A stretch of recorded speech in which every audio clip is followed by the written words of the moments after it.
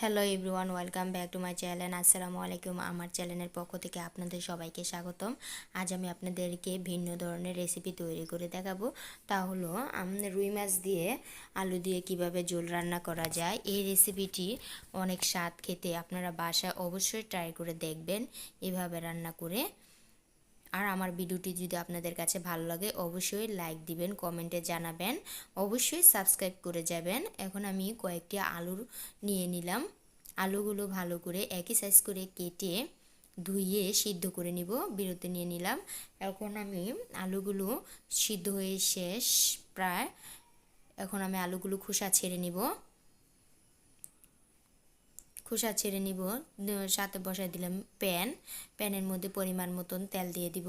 তেলগুলো গরম হয়ে আসলে দিয়ে দিব পেঁয়াজগুলো এখন আমি বাদামি কালার করব। দিয়ে দিলাম। দিয়ে দিব দারচিনি, তেজপাতা, এলাচের গোটা। আলু দিয়ে ঝোল রান্নালে অবশ্যই মশলাগুলো দিতে হবে, খেতে অনেক স্বাদ লাগবে। এখন আমি বাদামি কালার করব। বাদামি কালার হয়ে আসলে দিয়ে দিব পরিমাণ মতন পানি। অল্প পরিমাণ মতন পানি দিয়ে দেব এখন আমি মশলাগুলো। স্বাদ মতো নুন দিয়ে দিব হলুদের গুঁড়া, আদা ও রসুন বাটা দিয়ে দিলাম। তারপর দিয়ে দিব হলুদের গুঁড়া, মরিচের গুঁড়া, জিরার গুঁড়া, ধনিয়ার গুঁড়া, ধনিয়ার ফাঁকি দিয়ে দিব। এখন আমি ভালো করে কষাই নিব এই মশলাগুলো। দিয়ে দিব মশলার সাথে অ্যাড করে আমি টমেটো কুচি কুচি করে কেটে দিতে হবে।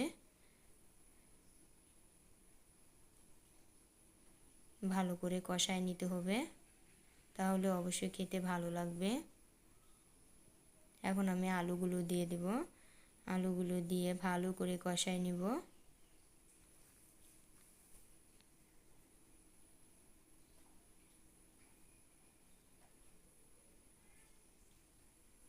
কষায় নিতে হবে, তারপর পানি অ্যাড করতে হবে।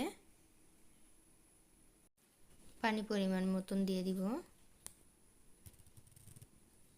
দিয়ে মাছের পিসগুলো উপরে দিয়ে দিব সবগুলো আমি দিয়ে দিলাম। 10 মিনিট বা 15 মিনিট বিরতি নিতে হবে। ভালো করে জালটা দিতে হবে। এখন আমার পরিবেশনের পালা।